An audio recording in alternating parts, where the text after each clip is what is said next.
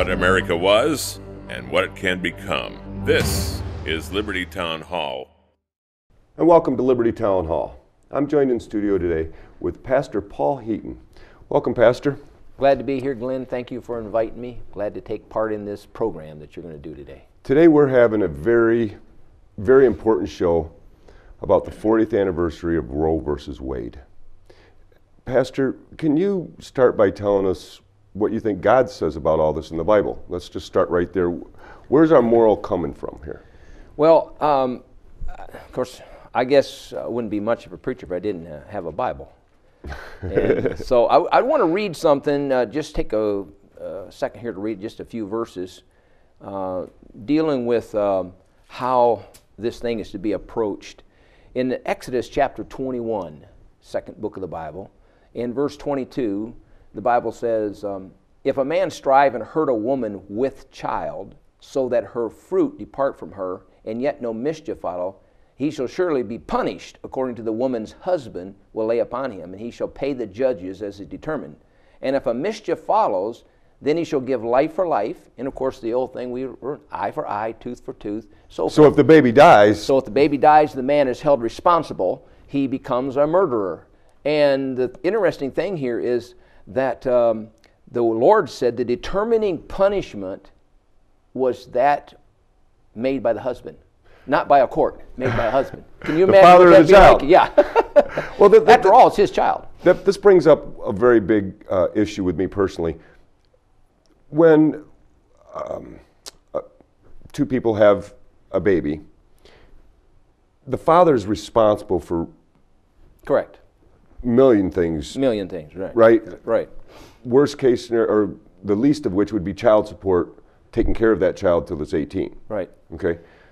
Where's the father's rights in saying, I don't want a baby aborted then? If the Bible says very clearly that he has a right to his offspring and make sure he can protect them, because that's the way I look at it, the father has a right to protect his children and his family.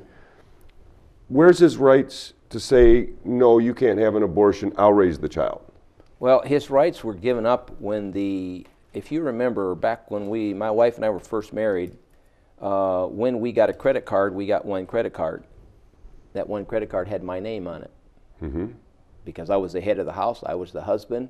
Right. Those were the moral and ethical ways to do things. I was responsible. Mm-hmm. Along come, who knows who, I don't recall names or whoever, but along comes somebody and says, oh, a woman should have her rights. And people don't get excited and blow me off here. I'm simply saying they come along and they said, oh, it doesn't matter with us, because now when we go to the hospital, I don't sign for my wife, she signs for herself. When we get a credit card, she gets one and I get one. I'm not saying that's wrong, but what I'm saying is what happened was when they said that, then they said now a woman has a right to her body. She can. But we're not talking about a bill or something like this. We're talking about the father's right to procreate. Okay. I mean, I agree with you. I know of an example, and the reason why I bring this up is I know of a couple that chose to get pregnant and have a baby. Uh-huh. Afterwards, this lady said, no, I wanted to get an abortion, so she went out without even consulting him and got an abortion. And that person was then later never able to produce a child again. Usually that's the case, yeah. No, the father wasn't. Oh, okay. The father wasn't able to produce another child. Something happened along the way and he wasn't fertile any longer. So his only chance of offspring, which was planned by the two of them, his right to procreate was taken away without any consultation at all. That's what I'm trying to say. It came to a point where no longer could he say to his wife, no, we're not going to have an abortion. We're going to have that baby. She, according to whoever made the rules, now has the right. For instance, here you go. The abortionists call, did the Lord not say with child? Yep. Okay. That's very clearly pregnant. Right. Yeah. So the abortionists come along and said, no, that's a fetus. It's not a child. So it's, to the world, she didn't abort a child. She just aborted a fetus. Well, you understand the moral, you understand all this is connected. I understand what you're saying perfectly. I agree with you 100%. But you understand, the world at B is the ones who's making the rules. I'm not making the rules. You're not making the rules. Washington is making the rules. The Supreme Court's making the rules. And so they say, A woman can have an abortion. It's her body. She can do what she wants with it. And it's a fetus, not a human being. It's a fetus, not a human being. When we come back from our first break here, we're going to have some graphics on the screen that actually shows a 12-week-old fetus being aborted. I want you to tell me when you see these pictures if you think that's a child or if that is just a couple of cells lumped together. And we're talking at 12 weeks here. I could probably give you my answer now, but I understand what you're saying, sure. And when we come back after this message, I want to point out there should be some viewer discretion on the graphics that we're going to put up. They're medical illustrations of the process and stages of an abortion. True. That I think, you know, a picture's worth 1,000 words. I think this is worth 1,000,000 words of explaining just what happens inside the womb during an abortion. When we return with more Liberty Town Hall.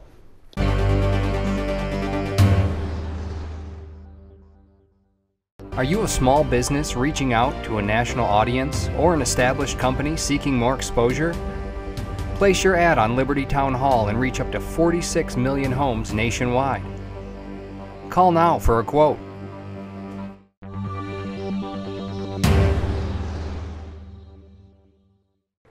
Welcome back to Liberty Town Hall. This is the 40th anniversary special concerning abortion, Roe versus Wade.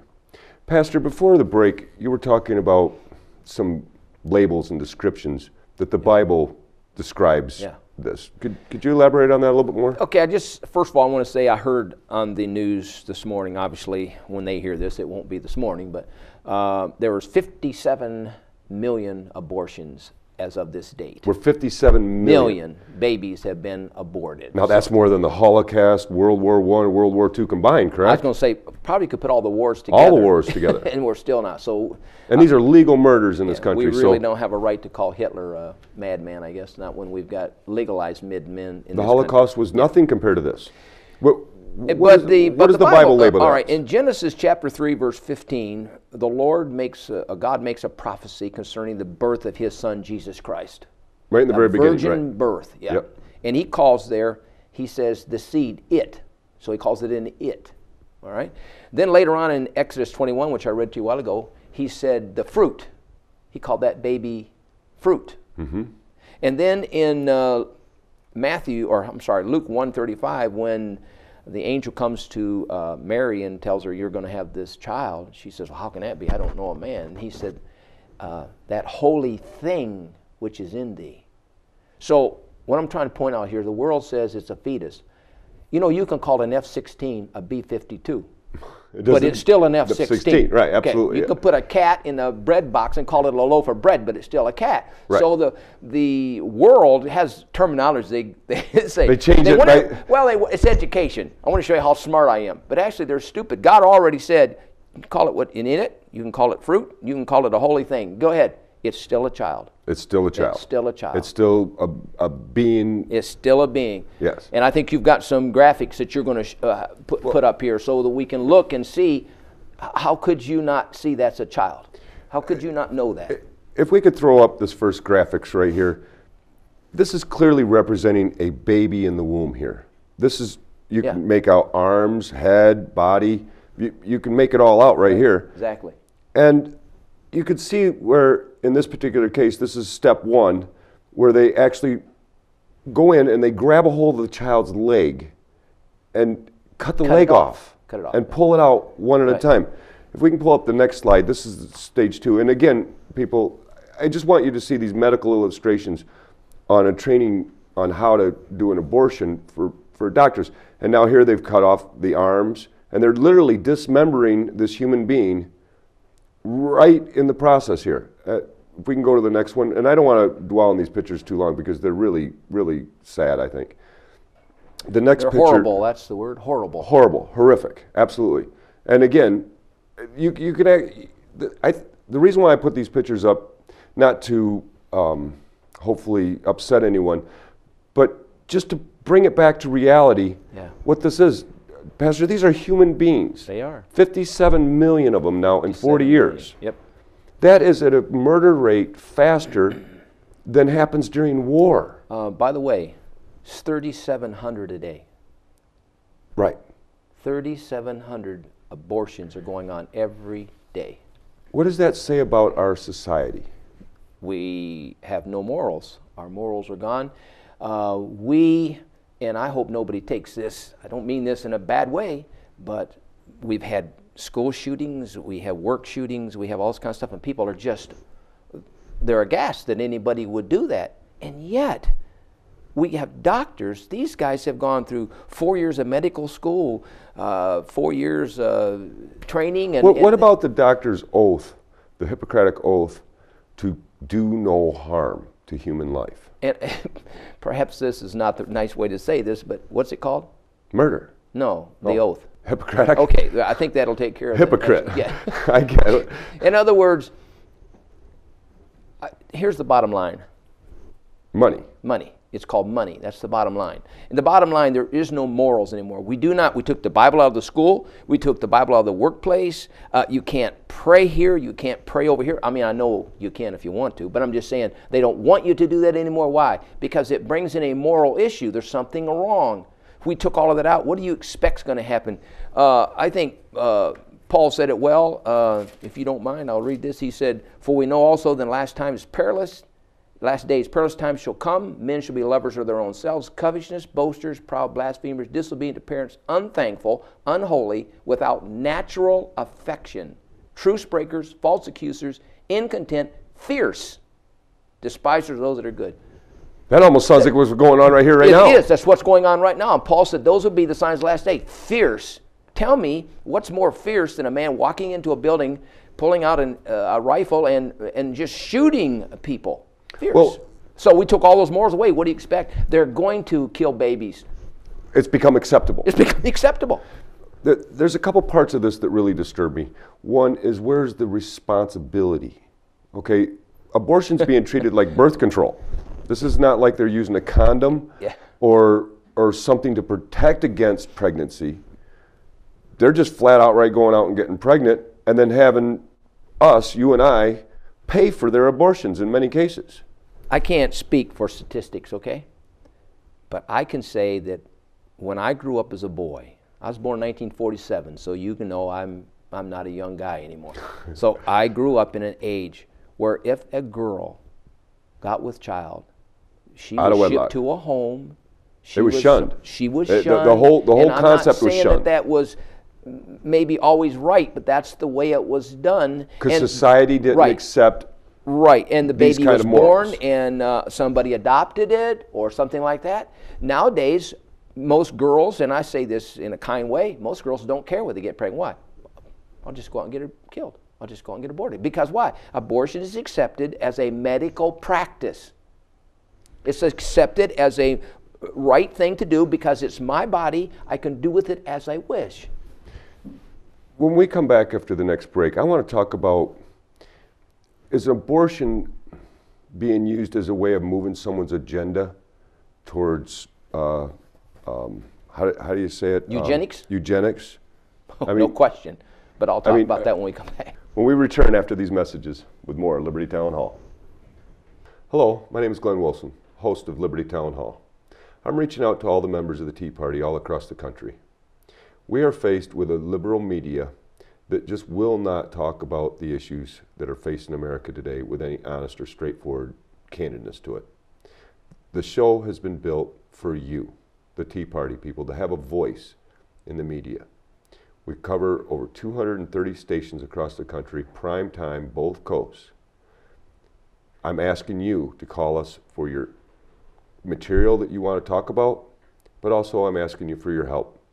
We need sponsors of the show in order to keep this airwave network going.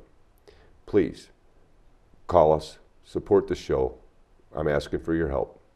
May God bless you, and may God bless America.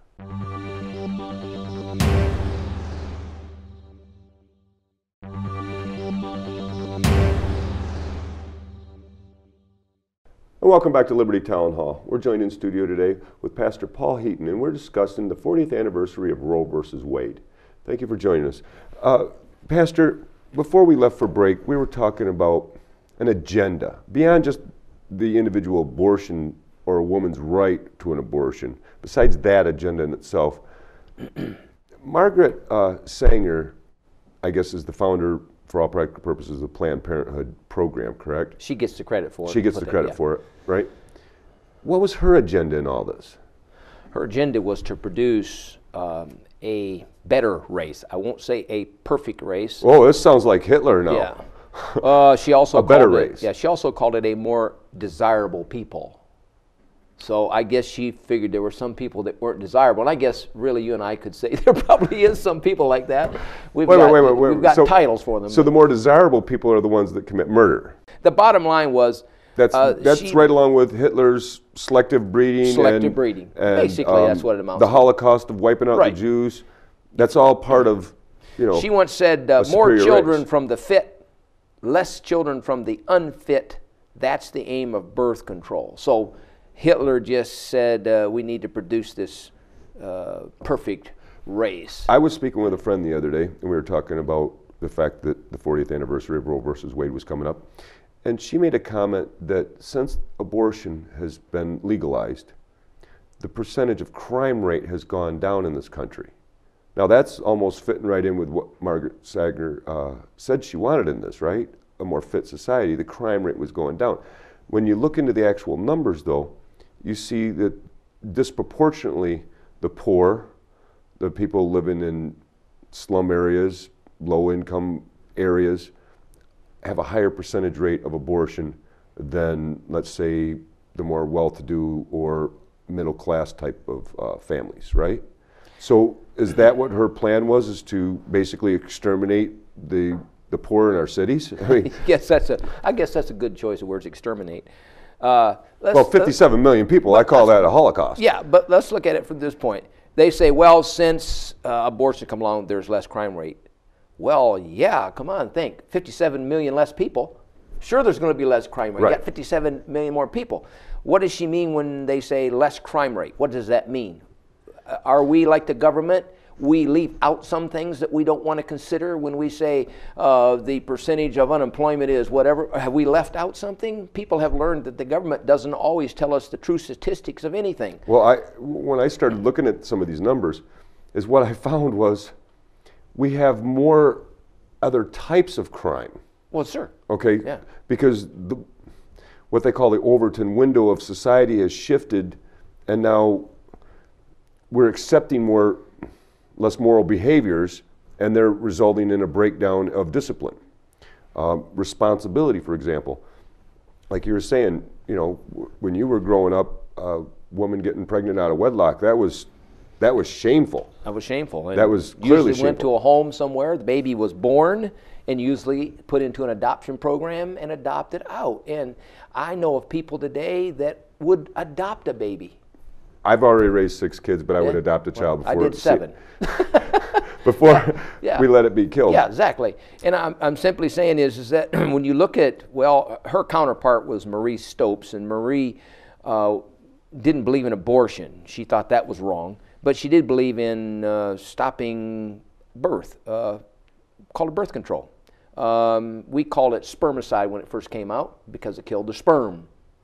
See? Okay. And so...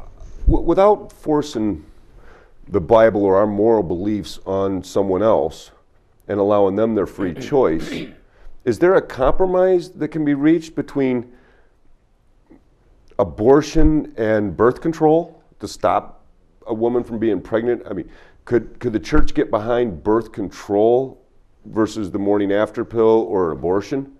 Would that be the lesser of the evils? Would it be better for us as a society to say,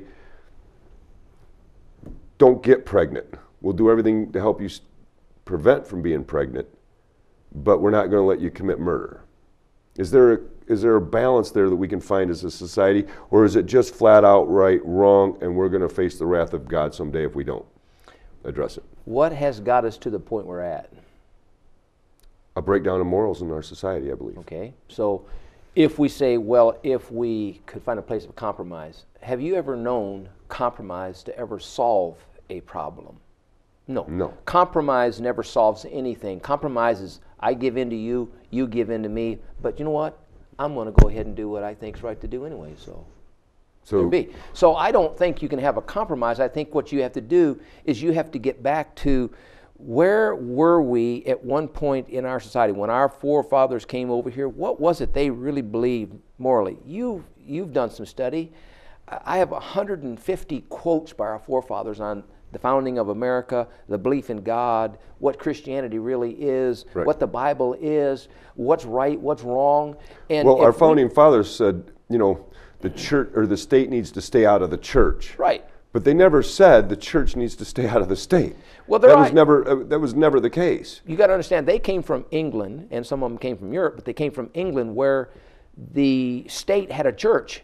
And right. you had to be a part of that. As a matter right. of fact, in some countries, still in Germany, in some countries, if you become a Christian versus you are a Lutheran or the church of whatever. If you start breaking it down. But right. if you become a Baptist, you lose your burial plot. The state takes it away from you. So in some places, you don't even have a place to be buried when you're dead. Technically speaking, that's the way it goes. And so when they come over here, our forefathers said, here's number one basic rule, okay? Number one, this church will never tell the state what to do, and the state should never tell the church what to do. They didn't say that the separation of church and state came from a misunderstanding of a letter by Jefferson. I don't believe, it was totally taken out of context. Taken out of context. I don't believe that they ever really envisioned that the moral society I think you're right. would be dropped as low as it has. Have you ever read much of, and I say this to the folks out here, if you want some good reading, read the letters that Abigail Adams wrote to her husband, John Adams, and their exchange, these two people, having been the second president of the United States and his wife. I mean, these people had some, now they may not have been, quote unquote, and I'll say this, they may not have been belief like we are in Christianity, but these people had some moral standards. Right. And they had some, I mean, Abigail Adams was, if you're not man enough to stand up for what's right, you ain't no man. That was her idea of, you know. Pretty clear on it. Pretty clear on that. So when we look at the issue of abortion and we look at the tally that is taken on our country, I'll just say this. I had a phone call from a school principal some years back, and we have a Christian school, and he wanted to know how many kindergarten I had, and I went, why? Well, I'm taking account, and I'm going, account for why? Why? He says, because this year our kindergarten is down so low, I'm wondering what's going on. He said, and I've called all the other private schools that he could think of in the area, and he said, you know, I think I had 2. And he said, and nobody's got that many kids. And I said, I can tell you what the problem is. And he said, what's that? I said, abortion. The phone got hung up. He never answered my question because, really? Well, the answer was you killed all the kids. Right. If you keep killing the kids, there's not going to be anybody to go to school. Come on, you know, duh. What's 2 and 2 still 4? Well, they want to change math now, yeah, too. Exactly, want to change math, right. Well, what about what it's done besides the abortion itself as far as destroying responsibilities? Sure. I mean, there is no real personal responsibility left now, right? Right.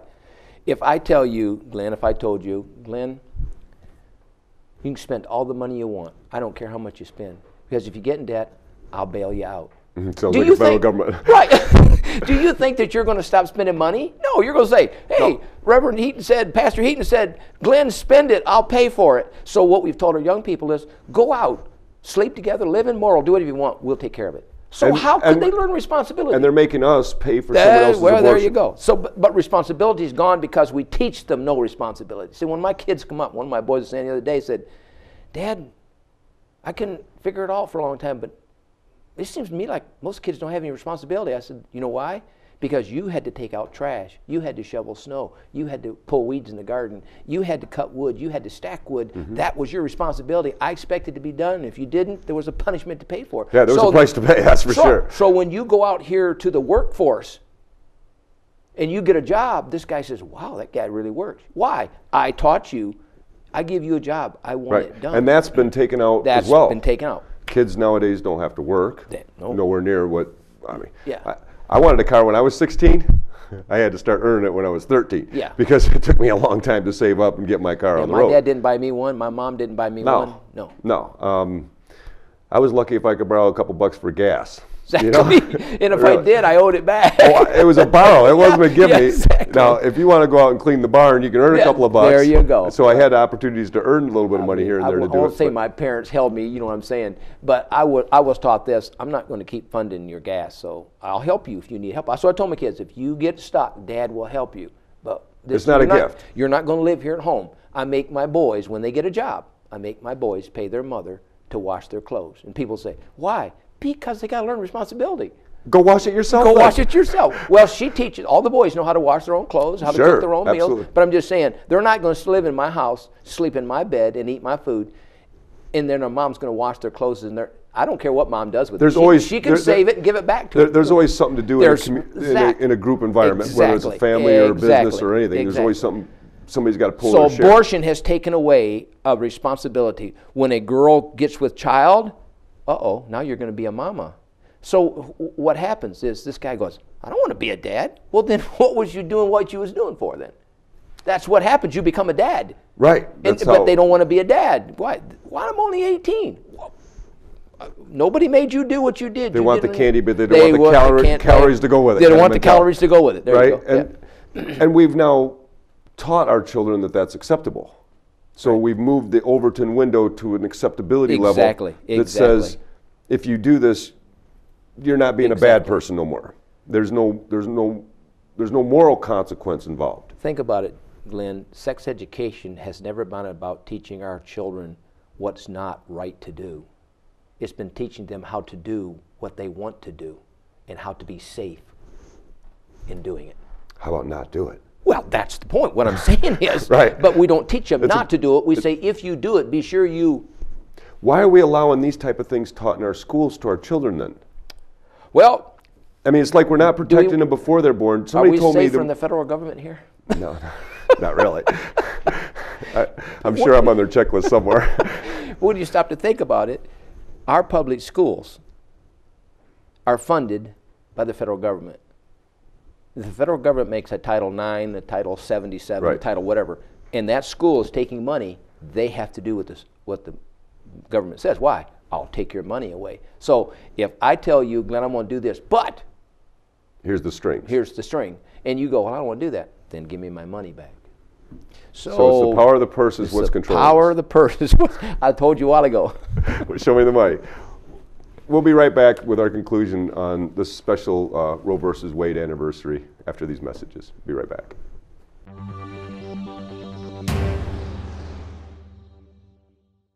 Are you a small business reaching out to a national audience or an established company seeking more exposure? Place your ad on Liberty Town Hall and reach up to 46 million homes nationwide. Call now for a quote.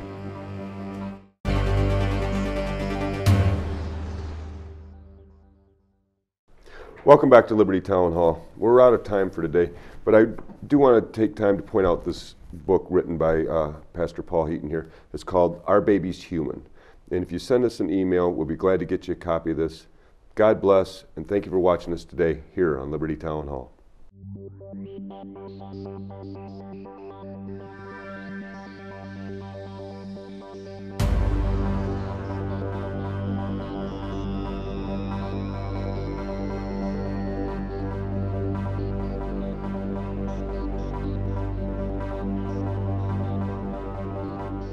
Citizens by birth or choice of a common country, that country has a right to concentrate your affections. The name American, which belongs to you in your national capacity, must always exalt the just pride of patriotism more than any appellation derived from local discriminations. George Washington Farewell Address, September 19th, 1796.